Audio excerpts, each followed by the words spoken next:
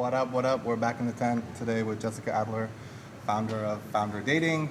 Jessica, welcome to the tent. Thank you. Thanks for making time. Thanks for having me. Tell us a little bit, who's Jessica? What's Founder Dating? And then we get to tell some stories and Sure. so on and so forth. So Founder Dating is the highest quality online network of entrepreneurs ready to start something new. So think of it as an invite-only LinkedIn for entrepreneurs. It's super high quality. We actually screen and reference everyone, and we take about 40%. It's a people network, so the quality of the people are the utmost importance. And right now it's broadly over tech. That's hardware, software, biotech. So we keep it also balanced by skill set, 50% engineers, which means people who build things. Doesn't have to be a software engineer. It could be mechanical, electrical, biotech, etc. So that's what we do. And once you're in the network, you're able to connect with people, get advice from people.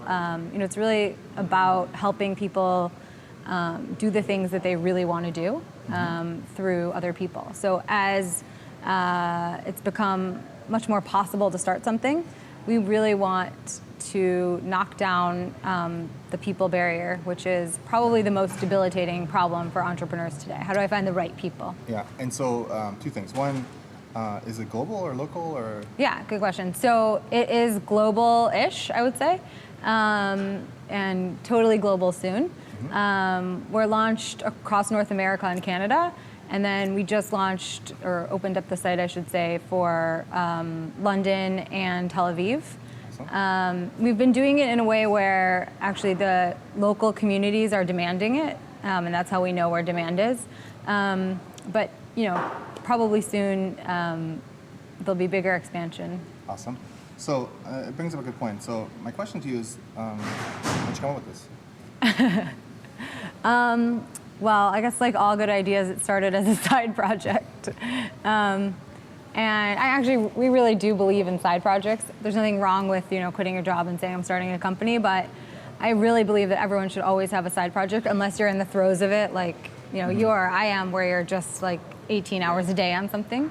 Because you always have things that you're thinking about and doing, and you need to be experimenting. So this started as a side project a while back, just between a friend of mine who was my co-founder and I, pretty innocently. What we noticed is, basic human nature is you really tend to hang out with and surround yourself with people that are like you. Yep. That's not just in tech, musicians do it and artists do it. And that's fine. I don't have a problem with it. It's just not the best people to start a company with. Yeah. And how do you bring people together, both online and also physically, that would be better complements for each other in starting a company? And so that was 4 years ago, 5 years ago? It started as a side project in pretty much 2009. Yeah. I remember, I don't know if you remember, that's when we actually originally met. Oh, really? You were telling me about this, and you had started doing some events. Yeah. And so I'd like to understand, like, A, what was the main project at that time? Yeah. And then B, how has it grown, and yeah. what are some of the hurdles? And yeah, there's always hurdles. That's going to be a long story. So it really did start over just, Sar and I talking about what we saw as like the biggest problems for entrepreneurs. And, finding the right co-founder is so debilitating. You either can't get started because you don't have the right person, or you likely fail. Yeah. And so, especially as things have changed over the last couple of years, it's been just more possible to get money, more possible to prototype things, and that's all great. It's sort of exacerbated the people problem. So that's kind of how it got started, but we kept it as a side project for a long time, until about a year ago, actually. Yeah. So I didn't go full time until about a year ago. We started it, just for San Francisco Bay Area, and I think about a year and a half ago, everything was brought online and became an online network. And we sort of said, let's see if there's demand for this in other places. And that's when we started we called it the Unlock program, where we just said like, Yeah. hey, we don't know what's going on everywhere. We're fully ready to admit that. So you tell us. And Yeah. if you get 75 applications submitted, then we'll commit to getting, start to bring that city into the network. Yeah. And so last May, I think we had about 6 cities in the network, and right now we have 23. So Wow. it's been a pretty crazy time. That's awesome. And so maybe I'm going to ask for advice. So I'm kind of doing something similar, right, as far as the Middle East and Yeah. building a network and finding out who the players are and identifying them early and fast tracking them, maybe on a more regional scale than individual founders. But how do you make money on this? So we're not actually, I don't want to say we don't want to make money, because we do, and we have investors, and Yeah. obviously we do care about that, but I would say, like, figure out what your focus is. Our first focus is building a really high quality network Yeah. of the right people. And then as long as you know from that, I think I can make money this way, and you're experimenting, I think that's okay. We do actually charge to join the network, but it's really not the way that is, you know, Probably the main major revenue. money-making Okay, scheme. cool. But I think decide, you know, what you're optimizing for at the beginning, and it's okay if it's money, or if part of it is money. I think for us, we do experiments, but for us right now, it's, you know, how do we get the best people? How do we solve their problems? And then we know and have experimented with that there's lots of ways to make money from there. It's really hard to optimize for several things at once. Yeah, totally. I think. And that's, I think, honestly, for entrepreneurs, the biggest lesson. Like, there's always a million things to do. So prioritizing, it seems like so simple, such like a simple lesson, but it is probably the most important thing. Yeah, but I mean, I can tell you I have some major ADD, and like when my friend calls it shiny penny, like I'm like, ooh, shiny penny, Right, this right. project, that project, and like literally, like I'm sure you are the same way. You have like 7 different things on your plate, even internally, externally, Yeah. and then on top of course. that, personal and life, and you know whatever else. But and then like, I don't have much of a personal life. well then, okay, well then, Yeah. that's actually a good point. Not much of a personal life. Yeah. Whatever's left, you know, you do want to have some fun sometime. But Sure. the point is like, how do you? And I suffer from this. Like, it's really hard for me to focus to say, okay, you know what? All these things are cool. This is a great partner. This is a great opportunity. This is a great whatever. And I just need to really focus on the core of what we're trying to do. And like you said, experiment. And so that experimentation is actually painful and costly. So how do you get better at that? Because again, I think, and I'm taking this as a presumption. Like, I think we're kind of battling the same challenges, maybe at some level, as far as what we're trying to do. What challenges do you think we battle? Well, like I'm saying, like building the right network, Oh. controlling quality, having a sense of community, Right. actually bringing value. I mean, Right. I think you really need to decide what is like the most important thing, and not just to yourself, but like to everyone there. So if you ask people at the company, they know what we're optimizing for right now, and it's not revenue. So everyone has to be on the same page about that, and then your decisions have to flow through from there. And I think hopefully when you tell people that, they can be a gut check on you, and they can say like, hey, that doesn't fit with what you said is important. So is that important? And you can be a gut check on yourself. And even on like a weekly basis, like I'll do a top 3 on a weekly basis for myself. I'll say like, here's the top 3 things I want to do this week. I want to focus on. And even this morning in the car, actually, I was like, what are my top 3 things this week again? And then I was like, oh, but I'll just add a 4th. And then I was like, no, 3. Man. It doesn't mean that I'm not doing other things, Yeah, but it really means like when I go back Sunday or whatever it is, I want to say like, did I really make progress on these 3 things? You really have to force yourself to prioritize a bit, because you know you can chase things that are Shiny penny. shiny penny. Yeah.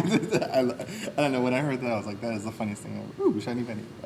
And again, like, there's lots of really cool things that are going on, and Yeah. it could be beneficial to you or your business. Yeah. But like you said, I think... And I think you also learn as you go. Like, you know, sometimes I make a mistake and I'm like, okay, that was a huge distraction.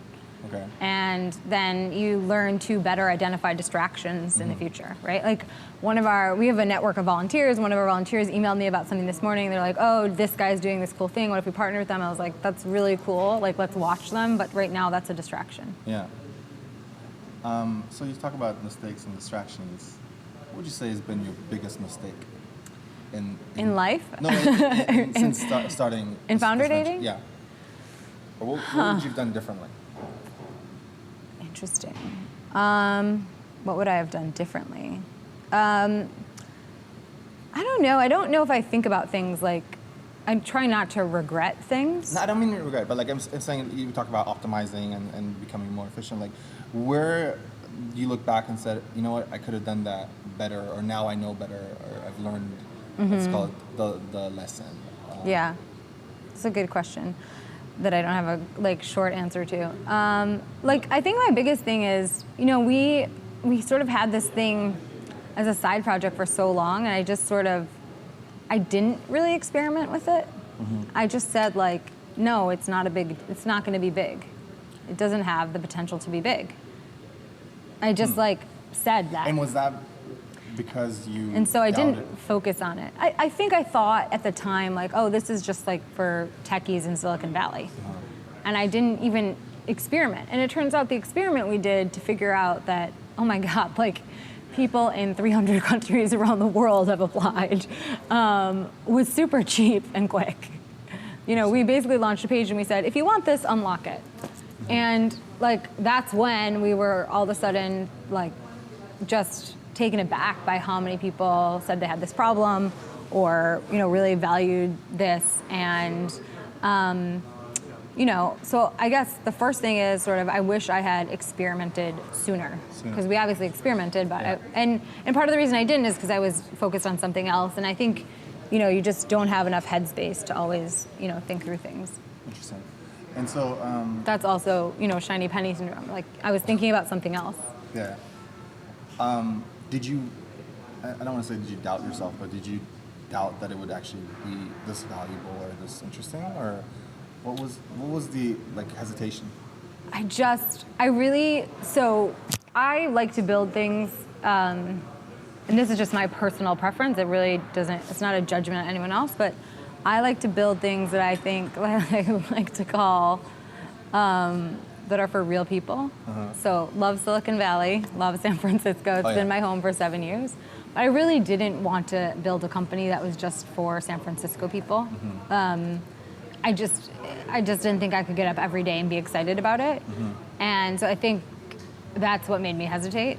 And then, when we did all the unlock stuff, what we realized is no, it's people in Salt Lake City and people in Dubai. And now we're just trying to make sure that we can serve all of them in the best possible way. And that's what's really exciting to me is I'm more than happy to help people in San Francisco, Silicon Valley, but I didn't want that to be my whole life. Yeah, and it's funny because, again, I see similarities. To me, not to say that people don't need help here, but we want to help people who need it more or who could benefit more. And again, speaking of the Middle East specifically, people are so disconnected. People here seem like movie stars on TV to them. And it's not even real. I mean, yes, they read TechCrunch, and yes, they see all these things going on social media.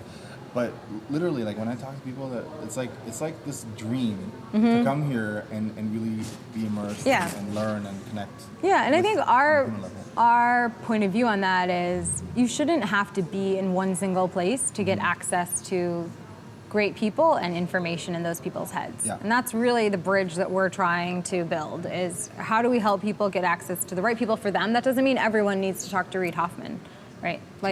That's just not the case. I'd like to interview him. If you see this, or if you hear about this, we'd like to interview you. No, that's it's funny because this whole idea of the tent came about me realizing that I'm not an expert at anything, but I happen to know a lot of people who are experts and have knowledge. Right. So I call it democratizing the content or their knowledge. Right. Especially in a different language or to a different audience. But it's funny because I don't know, I still want to meet all these people. I want to learn. And what's funny is that I learn through these conversations too, because like right now, like this idea of unlocking, I'm like, hey, we should do that. You know? Yeah, you we're should. We're looking for ambassadors. I'm Absolutely. Like, so these are things that You should unlock. I do learn. You know. So Yeah. You should talk to Ro about it. Ro, we're gonna be unlocking. So get ready. So let's we try to at least incorporate some lesson or curriculum into this, and we talked about some of the topics. And Well, I think prioritizing is a big I lesson. thought you were going to talk about chief janitor. Oh, okay. Chief Yeah. janitor, like Yeah. that's my favorite one. Well, I guess I always say, when people ask me what I do at Founder Dating, I always say I take out the garbage. And it's sort of a joke, but it's sort of not. I think as CEO, I think people sort of glamorize what it is to be a founder. And it's really hard. We joke we have a blog that tells success stories and hot topics, but it also has a series called Founder Talk, which is sort of like this, but founders telling the inside story or the backstory behind something that happened to them that they came through. Yeah. And we joke that the blog should be called "This Shit Is Hard." It is really, it's a hard job, and you shouldn't go into it. I would say the only reason to be an entrepreneur is because you can't not be. Yeah, you have you're diagnosed. Yeah, you can't stop thinking you can't about stop, things. exactly. Yeah. That's why. So chief janitor. So chief janitor. I just think, I end up doing a lot of the things that no one else wants to do, which is fine. I don't care. For a long time I ran customer service. You got to do stuff that you wouldn't normally do, and I think that is part of the reason you're willing to do almost anything. That's part of the reason that you're a founder. Yeah. We just had a success story on the blog today. This company out of Toronto, and I just I was looking at the tweets, and one of the founders, his Twitter headline was "willing to do anything" at the name of the company. So I sort of said, yeah, that's sort of what you have to be willing to do, and that's not always the glamorous stuff, right? No. That includes taking out the trash, and it includes, dealing with accountants, which I don't particularly love. Sometimes you just got to do things that that other people don't want to do, and that's okay, because the other stuff that you're doing and what you're building as a whole is the exciting part. I think you bring up a good point. So it's not even so much that people don't want to do something. Even me or the team, if you've built a good team, it's sometimes you don't even know the things that you have to do. And oh yeah, well that's a totally different thing. Pushing the envelope and really constantly improving or optimizing or trying, like I said. Oh yeah. Well, also I think you need to hire people at the early stages that are excited about the idea that their job is probably going to change. Yeah, totally. And that's a hard thing to sort of figure out about people. How big is the team?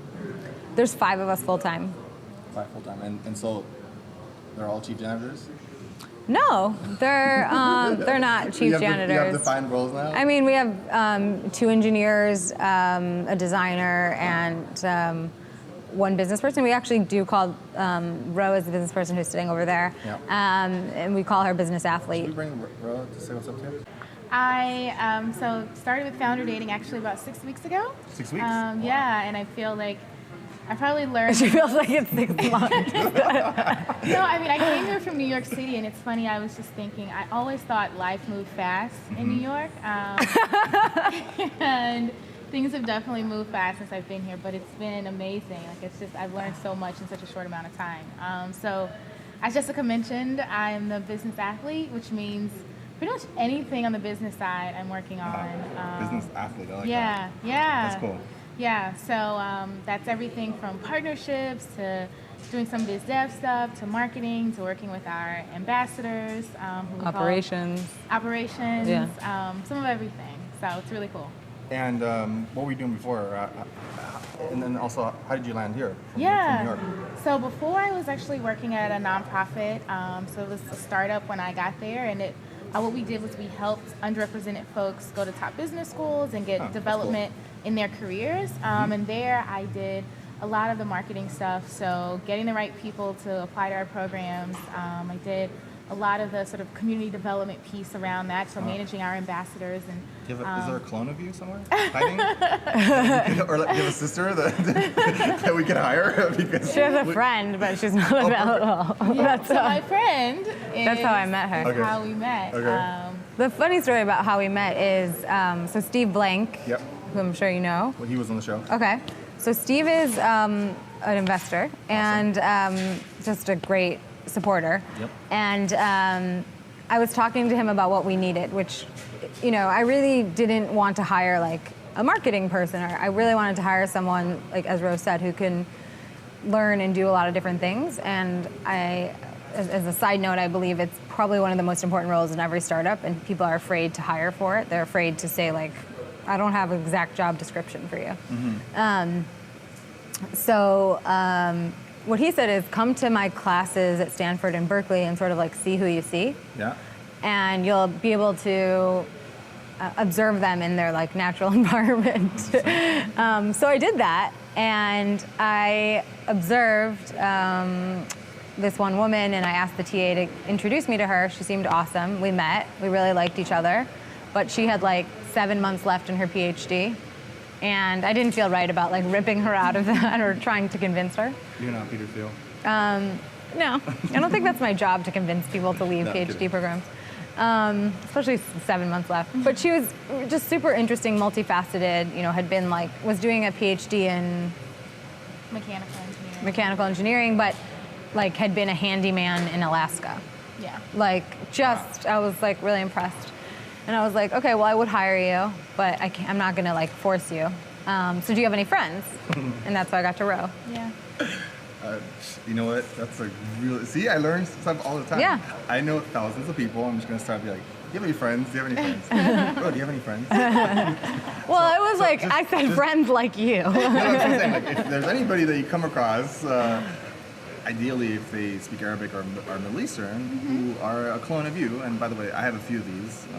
Okay. You know Peter? No. Peter Mullen? You should know Peter Mullen. Peter Mullen's like an older version of me. Okay. More experienced, more polished, but we're like clones. More polished. No. No, he worked for HP for 20 years. Okay. And, he's structured. Yeah. He's not crazy, but so if you find one, let me know. I will. And so maybe I should ask you, like, you say you've learned all this stuff. What's like the one thing that stands It's only been 6 weeks. It But has. I can imagine that it's a laundry list of things that you've experienced either for the first time or just Yeah. observed. And what's the one thing that, as of right now, stands out? Like you're like, wow, I never Yeah. thought that would come on my plate or cross my Really radar. good question. Geez, I feel like there's several things. I think I'd say like one thing that stands out as being important to me and something that I feel like I'm still learning is really sort of in a room, like getting a pulse for people and sort of understanding and gleaning what their needs are and catering to that in a way that's mutually beneficial. I think Jessica's really gifted at doing that, and that's something that I'm learning and that I'm gleaning, and I think is important regardless of Yeah. what you do. Someone's competition. Sort of, but I think like, it's the key to like doing any sort of good partnerships. Partnership, It's definitely the key to like All right. helping your users, but helping yourself. So we're gonna do this live on the air here. Okay. And I know what the answer is going to be. So we'd like to partner with you guys. Jessica, Whisper and Rosie, we'll watch and see what they do. And, Well, I'll let Ro talk to you. But I think, what does that mean? Partner Well, with us. what Like, I'm saying is, what are like- your needs? what are my needs? I mean, like we're interviewing ambassadors in the Middle East right now. Ambassadors, like real So- ambassadors, or So we're like startup ambassadors. Okay. So people who are connected to the community, ideally working on a company, just to get like a pulse on what's going on. And for us, the idea really is that we want to take companies that have gone through a program, have gotten someone to put money in their company, and are now at this like stage where realistically they need to come here and be connected and learn from people here, but B, they need to be inspired and learn. The way I explain it is that you know how people talk about Web 2.0? if we talk about the community here now, we're at like 2.4, 2.7. Yeah, I was gonna say 2.0 is Yeah. like two- 07. We're not at Yeah. 3 yet. We're not at 3, but we're like 2.6, whatever, right? In the Middle East, they're still at like 1.6. So we as an entity want to turbocharge as many people to understand and learn about collaboration and transparency and partnerships, because that culturally isn't there yet as a regional, I mean, blanket state. It's not a well-oiled machine. I mean, so an investor from one country isn't doing deals with a guy in another country. People still feel that other people are going to steal their idea. So Right. all these fundamental things. Cultural. Cultural. And so like I call it kind of like an honor system here, like a gentleman's agreement. Like I've met, I don't know, 4,000 companies. I've never done an NDA. Right. Yeah. And you say stuff because you know that there's a reputation and you know you have relationships that are behind you. So all of that is what we want to infuse. Right. So we need to have people on the ground there, just like you, who are the eyes and ears and kind of help us identify the outliers, and then we can do what we want to do. The value we can bring to them is really connecting them and fast charging. So is it more of an incubator that you? No, see, I don't know. I don't like. So we're calling it PITME Labs, because it's not an accelerator, it's not an incubator, and it's really just an immersion program for people to come and understand how things work here. And again, it's not about funding. It's not about. I mean, ideally, it would be great if they get funding, but it's just come here, meet people who are doing what you're doing, have done it, can teach you how to do it better, and really just you can be inspired and learn from. You know what I mean? So And come here for just a certain amount of time? So, rough numbers, 10 companies at a time for a month long. If, let's call it, two companies do something, meaning get a deal or a partner or a customer or fundraising, they've raised funds, that's good. If it's 3, that's great. But the whole idea really is not so much come here and get investment. It's more come here, learn, and then take that knowledge back and inspire other people. So we want to create a trickle effect of people who get it. Right. And so here, it's kind of almost common sense how Right. things work, but there it's still like people have to learn Right. that part of it. But 10 companies at a time is slow. Yeah, well, it's slow because we're bootstrapping this. And, Right. It's the first run. So if I said like in 5 years, what is success? What would you say? Okay, so that's a really interesting question. So originally this whole thing started as Peace in the Middle East, right? And that's what the acronym stands for. And people kept saying, well, like politics and religion and all that, and I don't really care about that. Like it's not for me to solve. Entrepreneurs there don't really care either, so it's more the religion of entrepreneurship, right? So then we changed it into progress and technology, and what happened was I just figured, okay, I want to help people create peace, like peace of mind, peace for the families, and economic development, hope, and Right. survival, right? Right. And so if you ask me what's success in 5 years, that could be one person having done something to support themselves and their family. If it's 1,000, well then even better, you know. But if you ask me what success is inspiring people, changing lives, and creating opportunity, which in my eyes leads to Yeah. peace and stability and Right. prosperity and economic development. Right. So I don't know. That's a simple version. I think I mentioned to you when I worked with Tadeo, the first time we met, he's like, I want to create a legacy of 1,000 companies a year, right? And he's pretty much on track. Right. He's at 900 and something. And so I want to keep it a little bit more blanket, like general, like there's no number tied to it. Right. But someday, like I want to be able to say I did something to help someone in a place that's where it's needed. I mean, so the aha moment for me was this is funny. I was watching Kingdom of Heaven. Mm-hmm. You seen that? No. Have you seen it? Mm-hmm. Watch it. It's pretty cool. It's Orlando Bloom, and it talks about Sold. Orlando Bloom, 2,000 years ago. And he's talking to his father who's about to die, and he says, you know, what would you like me to carry on as your legacy?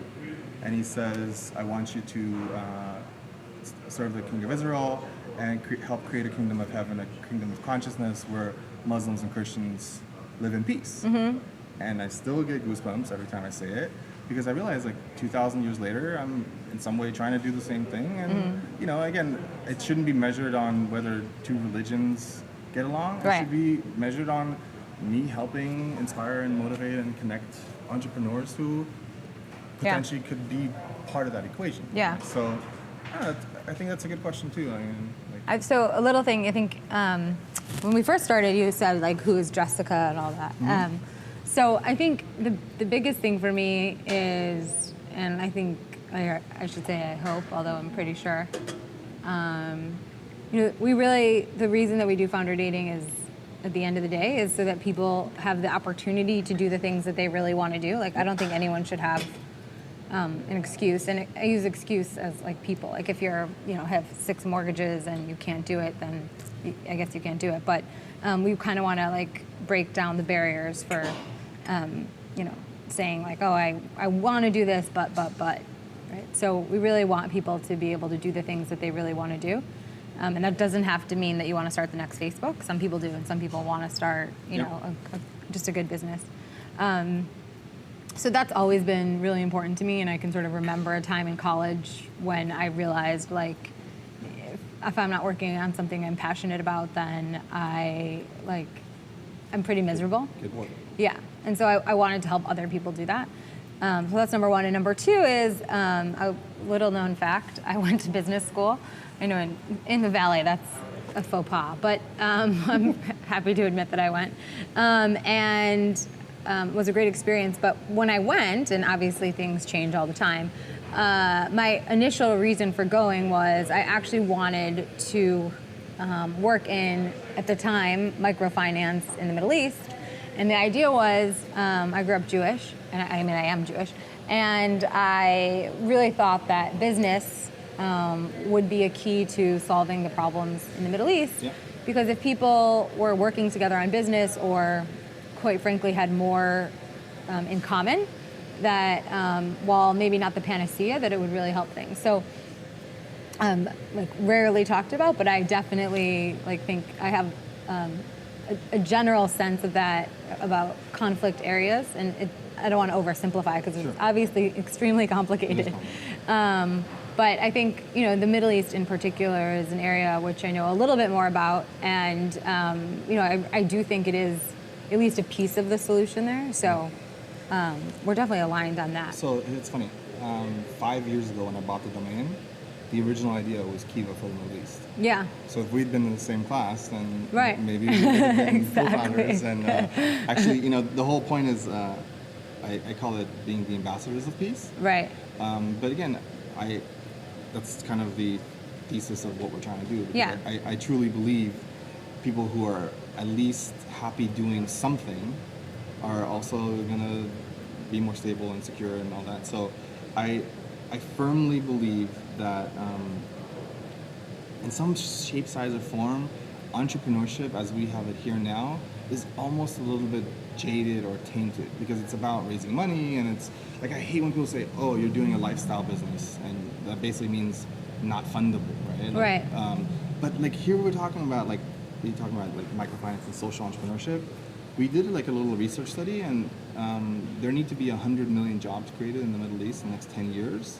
And if they would focus on like social entrepreneurship, it takes less than like $15,000 to create one sustainable job. Right. Right. And so if people start understanding that and getting that and changing culture and mentality, then, you know, again, I want to play a part in that, and, Right. and I think we can. So I would say back to your initial question of how can we partner, and I don't know if it's direct, but I mean, I think for you to be able to get 10 companies consistently, and one of the problems that you talked about is just there's cultural issues, and people aren't able to connect, or maybe they don't think of connecting, and I'd like to think that we can help bridge that if we can see that there's demand in certain areas. So I would say, like, let's get like Dubai and different places unlocked and get them on the network, because ultimately it will just end up being, not literally, but it will end up being like a funnel for you.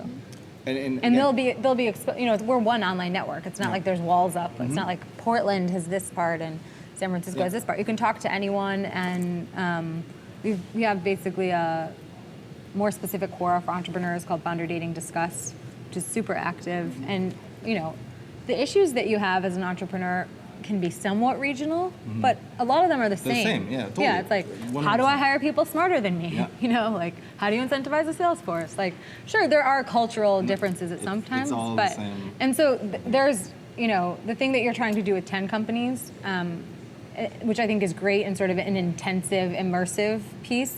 But when they go back, even they still want that connection. They need Yeah. some connection to that. So, there's definitely compliments there. We're definitely not bringing people over from the Middle East, and we're not going to do that. We're not good at that.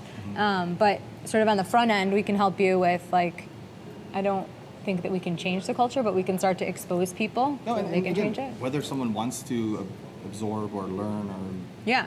get it, that's their choice. Again, to me, this whole idea of democratizing the content of the knowledge is exactly that. Right. Like, I'm going to offer it. I'm not going to Yeah. charge for it. Like, nobody's paying for this. Listen, so- if Salt Lake City, Utah can unlock in 13 hours, I think you should be able to get a couple of cities in the Middle East going. Look, we've been working like 14, 15-hour days. and, Yeah. Like, we're getting there, and it's, again. Oh no, but I'm also- saying in 13 hours, Salt Lake City, Utah, launched a campaign to unlock founder dating, including sleeping, and it was done all over Twitter. So That's great. I have confidence that you can do it for, Istanbul and Dubai, and yeah. Challenge accepted. So You heard it here first. We heard it first. So, ladies and gentlemen, we want a city to unlock in 12 hours and 59 minutes. And then officially you've beaten Salt Lake City. Exactly. No, that's cool.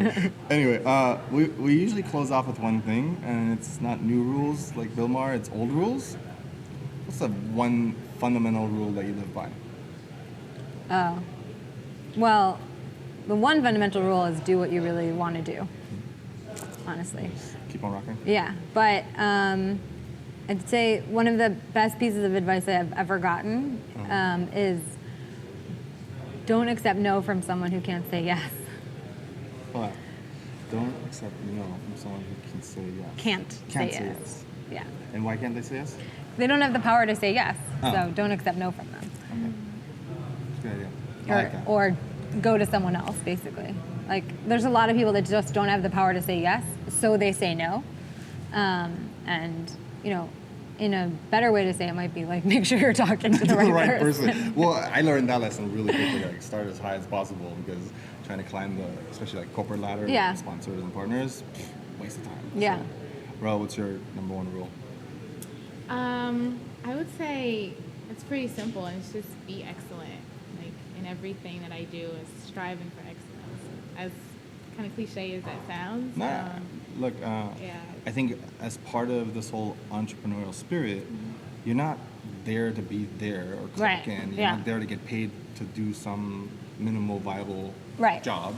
Exactly. You're being excellent means that constantly pushing and innovating and pushing boundaries and not taking no for an answer and Yeah. constantly climbing. It's actually Sherwin Peshawar told me it's not always be closing, it's always be climbing. ABC. So always be climbing. Nice. Excellently. I like that. Cool. Ro? Thank you. Let's go. Do the shuffle. I got thrown off. Thanks for making time and joining us in the tent. Thank and, you. We're excited to see you guys unlock. Awesome. Yeah, I'm Right? going to make a valiant effort to get this thing unlocked. Seriously. Okay. So Awesome. Appreciate Good. it. Hope you had fun, and we'll see you on the flip side. Absolutely. Ladies and gentlemen, peace. Bye. Bye.